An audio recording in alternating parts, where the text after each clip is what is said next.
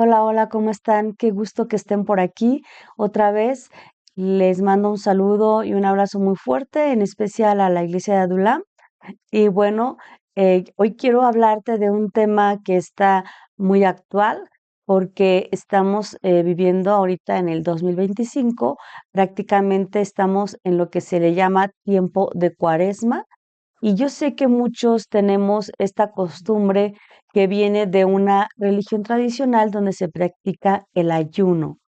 Y quisiera meditar contigo acerca de este tema, de lo que es el ayuno, y que la Biblia trae mucha luz a nuestra vida en cuanto a cómo practicarlo, a cómo se practicaba y a lo que es el verdadero ayuno delante de Dios.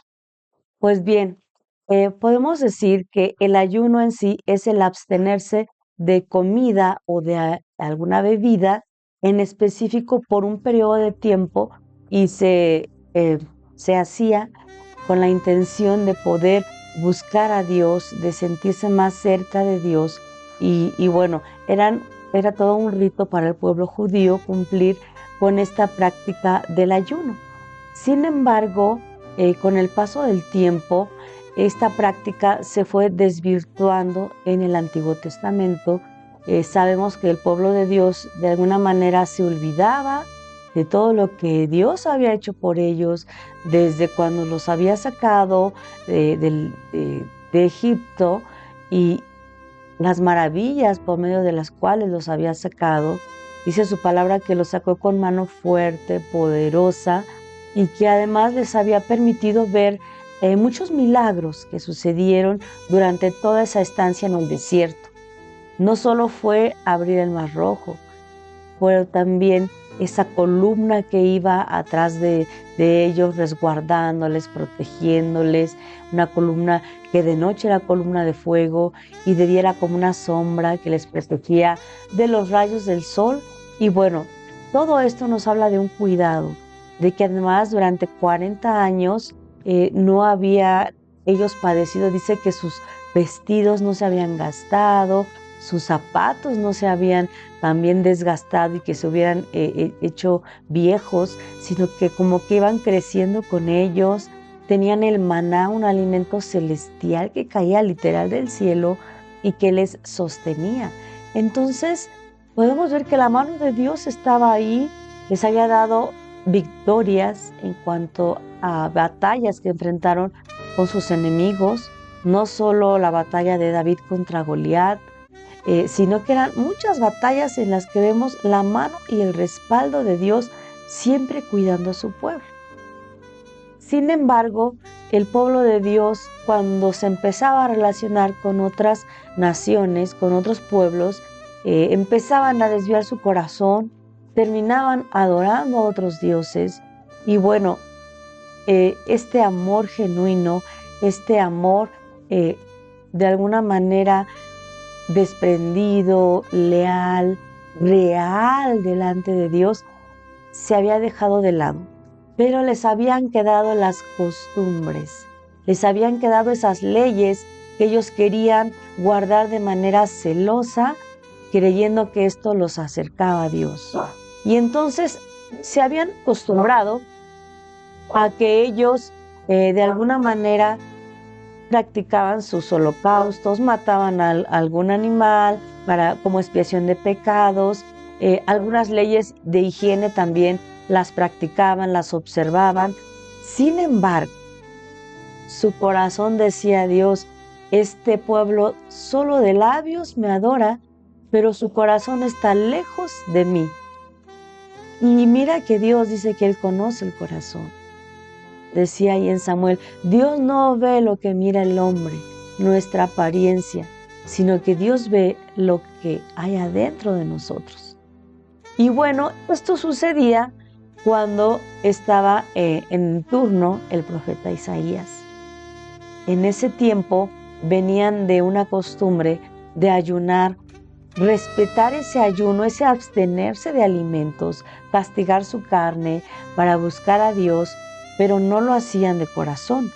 De igual forma, cuando llega Jesús y les dice que ellos ayunaban pues para ser vistos, para ser reconocidos, porque lo hacían de esta manera, dice, y demudaban su cara, se les notaba, y para que todo el mundo dijera, ay, mira, qué mal estás, te ves demacrado, pero para que les preguntaran y ellos dijeran muy religiosamente, es que estoy en ayuno. Ese abstenerse de comer, de alimentarse, con la intención de acercarse a Dios, había quedado de lado.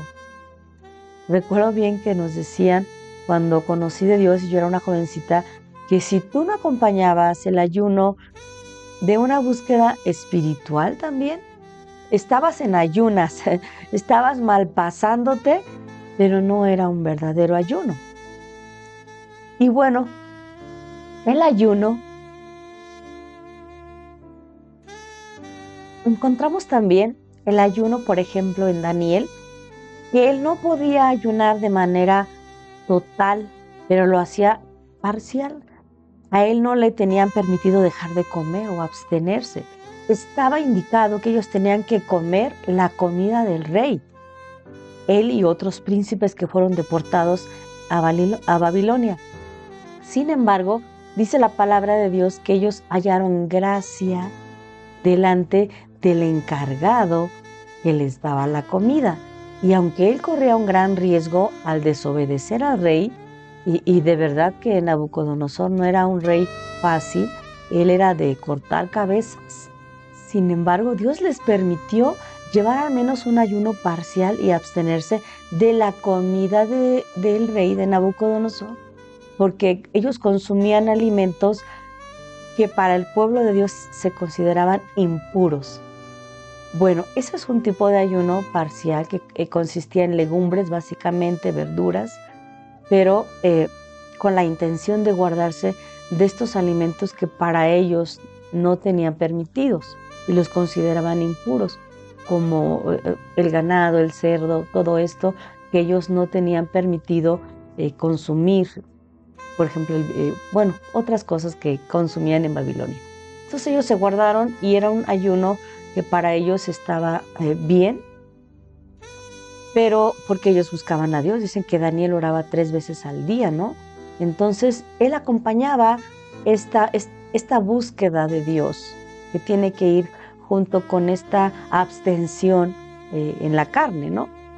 No obstante, cuando ya era el tiempo de Isaías, ya estaba completamente el pueblo olvidado de Dios. Y déjame leerte en Isaías 58.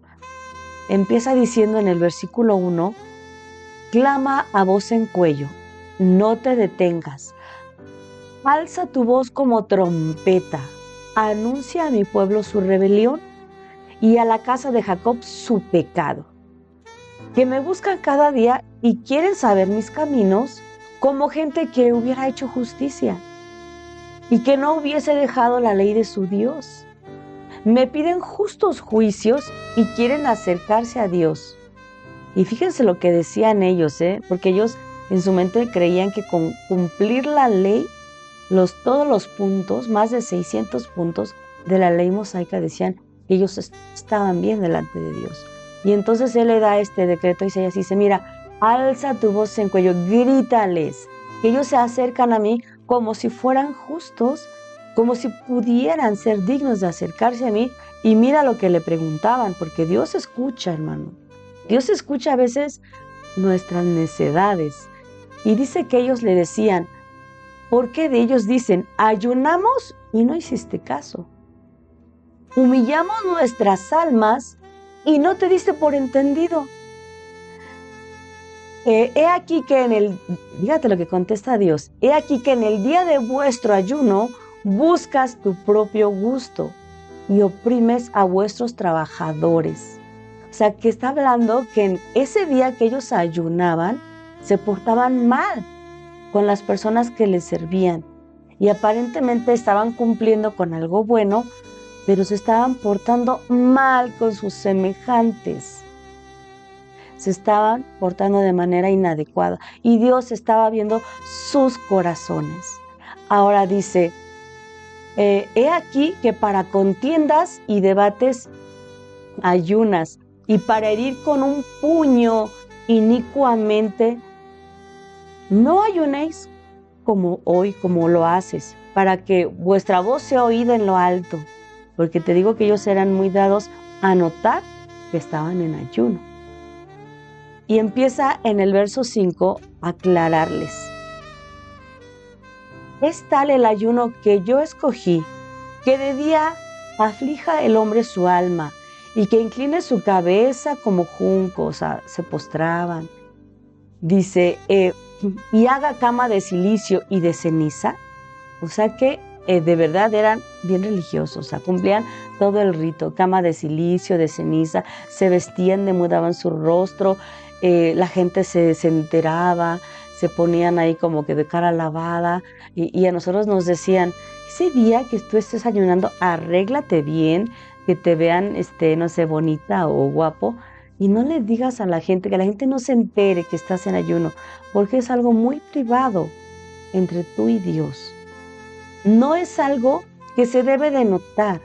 Ahorita nosotros podemos escuchar en este periodo de tiempo que la gente ayuna los miércoles y los viernes. Y antes yo recuerdo que la costumbre era dejar de comer completamente, porque es el periodo de Cuaresma, de 40 días, y termina con la crucifixión de nuestro Señor Jesucristo y en conmemoración a todo eso que se hace. Sin embargo, lo de la ceniza, estaba viendo un calendario de los que se despegan, así, y decía, y no, ¿por qué es el miércoles de ceniza? Ah, porque el antiguo pueblo judío se vestía de ceniza, se ponían aquí, y por eso ahora van y se ponen ahí la cruz, y entonces yo recuerdo, mi mamá que era muy religiosa, ya fallecieron, bueno, mis dos papás ya no están, pero trataban de cumplir también esa ley. Y entonces lo que era el miércoles y el viernes no comían carne, se abstenían de eso porque decían que eso los iba a acercar a Dios. Sin embargo, puedo testificar tristemente que en esas fechas sucedían cosas. En mi casa sucedían pleitos terribles, fuertes, que eran las vacaciones de Semana Santa y los recuerdo con tristeza.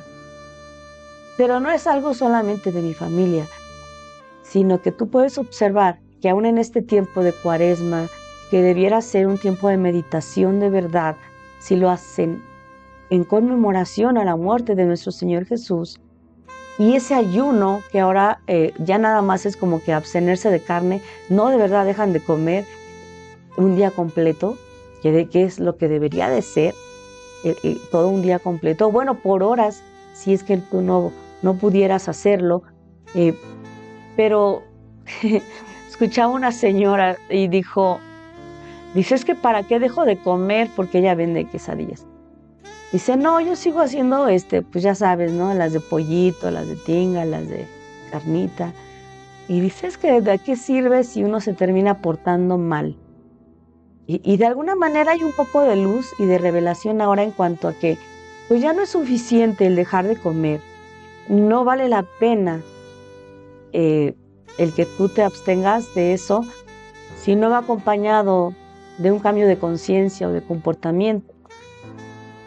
Y bueno, aquí en Isaías 58:6, Dios les empieza a aclarar al pueblo que eran tremendamente religiosos y que se afanaban de verdad mucho en cumplir esto, y empieza a decirles que lo hacen para buscar su propio beneficio. Y aún se atreven a contender contra Dios y dice, es que ya ayunamos y tú no nos respondes, tú como que no nos haces caso.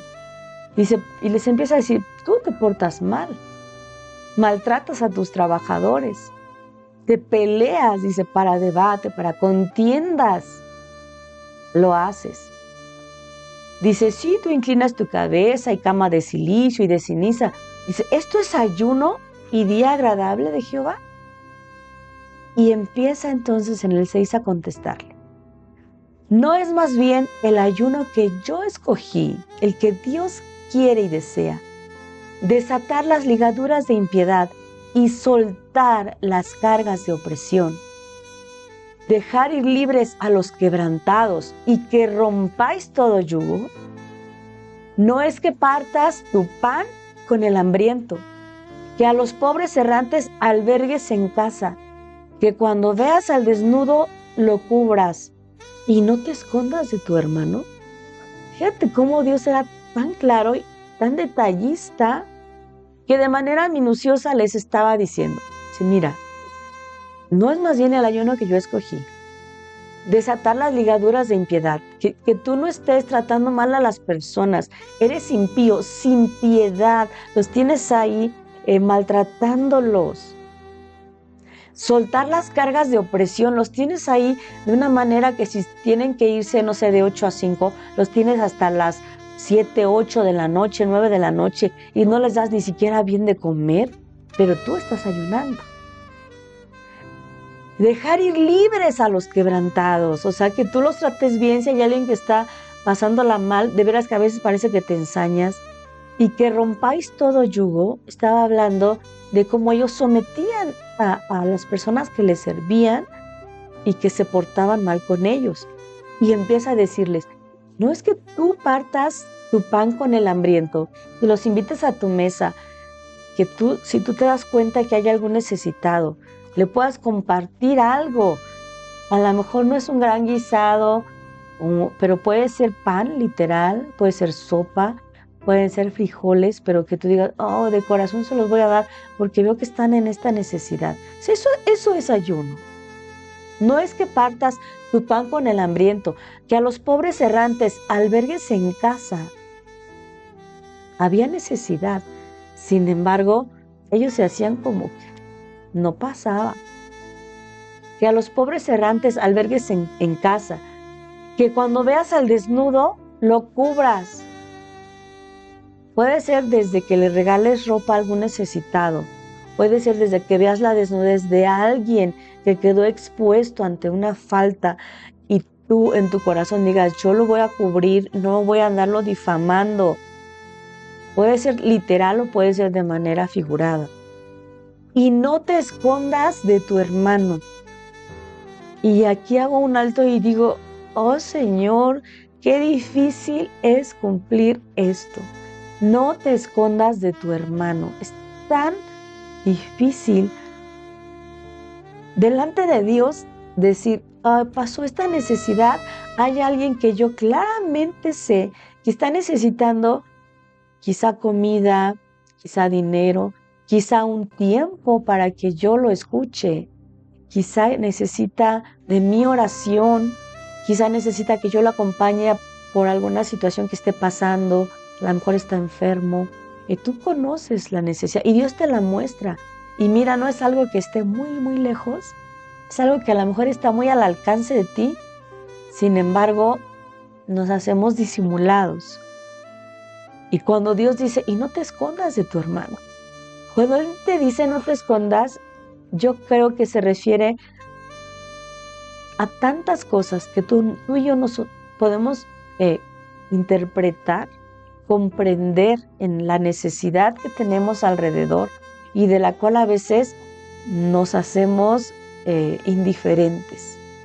Entonces, eso es ayuno. No es más bien el ayuno que yo escogí, que tú no te escondas de tu hermano. Eso es ayuno. Y continúo en el verso 8 de Isaías 58 y le dice, entonces, cuando tú cumplas todo lo anterior, entonces nacerá tu luz como el alba y tu salvación se dejará ver pronto e irá tu justicia delante de ti y la gloria de Jehová será tu retaguardia. ¡Qué hermoso! Cuando tú hagas todo lo anterior, hermano, querido amigo, entonces vas a ver la gloria y la ayuda de Dios junto a ti. Entonces nacerá tu luz como el alba. Será tan espléndido, tan claro, tan evidente la ayuda de Dios que no va a quedar duda. Tu salvación se dejará ver pronto.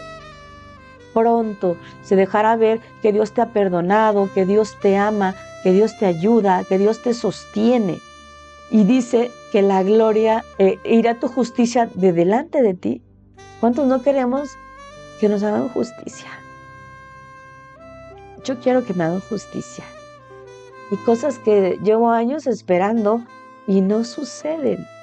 Yo no sé qué tú estás esperando o en qué tú esperas también justicia, pero dice que irá tu justicia delante de ti, abriéndote puertas. Llegarás y se abrirán las puertas y se solucionarán las cosas que están por ahí como trabadas, complicadas. En ese momento se empiezan a desatar bendiciones. Y la gloria de Jehová será tu retaguardia. Dices, ¡ay, qué hermoso, Dios! Poder ver la gloria de Dios atrás de ti, que cuando te vean digan, se nota que él viene con algo, porque cuando él llega o cuando ella llega, las cosas se solucionan, trae palabra de sabiduría, trae alegría, trae ayuda. La gloria de Dios viene con ella. Es tu retaguardia, es lo que te protege. Es como un guardaespaldas que está atrás de ti y que te rodea, que te acompaña. Dice en el verso 9, entonces, otra vez hasta que se cumpla todo lo anterior, invocarás y te oirá Jehová, clamarás y dirá él, heme aquí. ¡Wow! Señor, gracias, porque me estás diciendo que cuando yo cumpla todo lo anterior, te voy a invocar, voy a clamar, te voy a orar, voy a alzar mi voz y tú me vas a escuchar y me vas a decir, aquí estoy oyendo. Yo inclino mi oído y te voy a escuchar tu necesidad. Entonces invocarás y te oirá Jehová, clamarás y dirá él, heme aquí. Si quitares en medio de ti el yugo, otra vez la opresión que tenemos contra algo, contra alguien, puede ser un trabajador, puede ser un familiar, puede ser contra nosotros mismos. El yugo es esa prensa que le ponían a los animales, que es como una Y y que no los deja avanzar o los lleva así como dirigiéndolos de manera muy lenta, pero sin libertad. Dice, mira, si quitares de en medio de ti ese yugo y el hablar, el dedo amenazador, ¡wow! ¿Cuántos de nosotros no somos señaladores, amenazadores, calumniadores? Te va a ir mal, a él no deseo que le vaya bien, ojalá y que Dios no lo bendiga, tú te mereces que te pase esto porque algo hiciste. No olvido una ayuda, un día que estaba yo en necesidad y que alguien me dijo, oye, te está pasando esto, ¿ya has analizado lo que has hecho? Y yo decía, ay, ahora entiendo a Job, ¿no? Como sus propios amigos lo estaban juzgando, calumniando y sentenciando, ¿no? Bueno, no tan amigos. Sin embargo, dice, si quitares de en medio de ti el yugo, el dedo amenazador y el hablar vanidad, es una es una costumbre que nosotros alardeemos de lo que hemos hecho. Es que yo soy esto, yo estudié aquello, yo ya tengo una casa, no, me compré tal carro, yo traigo el iPhone, el último, no sé cuál número es. El hablar vanidad, estamos propensos a eso, hermano. Y por eso la Biblia nos da muchos consejos en cuanto al envanecimiento, al no ser arrogantes, soberbios. Yo recuerdo muy bien que es un principio de Satanás el querer ser como Dios.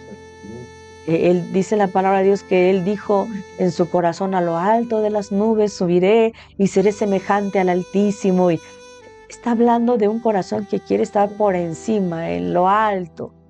Y por eso aquí en este verso 9 dice que cuando nosotros queremos que Dios nos conteste, que cuando le invoquemos Él nos oiga, se necesita cumplir estas condiciones. Quitar en medio de nosotros el yugo, el dedo amenazador, el hablar vanidad.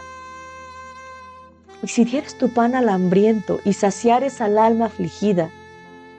Otra vez te está hablando de saciar al hambriento y podemos hablar de algo natural, material, no espiritualicemos todo y decir, no, voy a saciar al hambriento de la palabra de Dios y le voy a compartir algo. No, hermano, también hay que desprenderse de algo que tengamos ahí en la alacena o a lo mejor sacar de nuestro bolsillo y ofrendar algo que nos duela, porque a veces como que queremos dar como los ricos cuando estaba la viuda, es ellos dan de lo que les sobra, pero ella no, ella da de lo que no tenía. ¿Sí me estoy explicando? Entonces dice, si dieres tu pan al hambriento y saciares al alma afligida, en las tinieblas nacerá tu luz y tu oscuridad será como el mediodía. Dice, oh, no va a haber oscuridad en el mediodía, no hay obscuridad, no hay tinieblas. El mediodía es cuando el sol está en su cenit, en el punto más alto del sol, y ahí todo está clarísimo. Dice, en las tinieblas nacerá tu luz y tu oscuridad será como el mediodía. Me encanta el 11 y el 12. Jehová te pastoreará siempre. Recuerda el Salmo 23 cuando dice que Dios es tu pastor y nada te faltará, y que en lugares de hermosos pastos te va a hacer descansar, junto a aguas de reposo te pastoreará, y todo lo que habla el Salmo 23. Pues en el 11 dice que Jehová te pastoreará siempre, y en las sequías saciará tu alma y dará vigor a tus huesos. Y serás como un huerto de riego y como un manantial de aguas cuyas aguas nunca faltan. Y los tuyos edificarán las ruinas antiguas y los cimientos de generación y generación levantarán. Y serás llamado reparador de portillos, restaurador de calzadas para habitar. Qué hermoso, termina hablando de lo que es el verdadero ayuno. Y mira, yo no sé cuál de todas las características que acabo de mencionar han llegado a tu vida o han tocado tu corazón, pero puedo decirte, sin lugar a dudas, que es de gran bendición el querer cumplirlas para ti y para los que te rodean. Imagínate ser una persona que no se esconda de los que tienen necesidad, que puede ser desprendida cuando ve que alguien está en apuros, que dice que a los pobres errantes los alberga, que al desnudo lo cubre, que no se esconde de su hermano, que no maltrata a las personas, que suelta todas las cargas de opresión, todo yugo. Ese es un verdadero ayuno. Qué hermoso es cuando nosotros queremos quedarnos con la parte de la bendición solamente. Y entonces invocarás y te oirá Jehová y clamarás y dirá él, heme aquí. Ay, en medio de la oscuridad nacerá tu luz y dice que será como el mediodía. No habrá tinieblas. Tu oscuridad será como el mediodía. Dios te va a escuchar.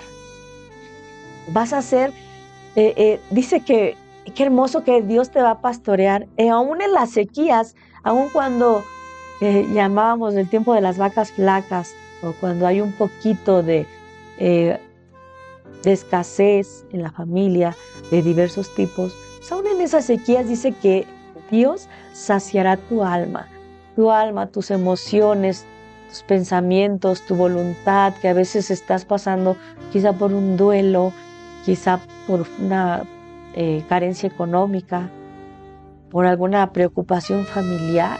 Les hablo a los de la casa de Adulam, que a lo mejor tienen algún familiar en apuros, y en esas sequías Dios puede saciar tu alma. Saciar es cuando uno tiene sed y dices, oh, quiero agua. Y cuando la tomas dices, ah, qué refrescante es. Me siento saciado, satisfecho.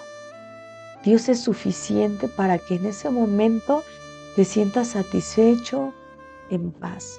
Pues en esas sequías Dios puede darte lo necesario. Y seremos como un huerto de riego, de esos huertos que no solo son de temporal, sino que los riegan con agua y que en todo tiempo dan fruto. Por eso son de riego, no solo cuando llueve, sino que en todo tiempo, porque tienen aguas que les abastecen y siempre tienen un fruto. Que fueras una persona que no solo tiene tiempo de vez en cuando que no solo tiene un fruto, que no solo tiene una bendición a veces, sino que de constante está hablando de que pues le ha ido bien, está en bendición de Dios de manera recurrente. Y dice, y como un manantial de aguas cuyas aguas nunca faltan. Dices, qué hermosura poder vivir una vida tan plena, tan satisfecha.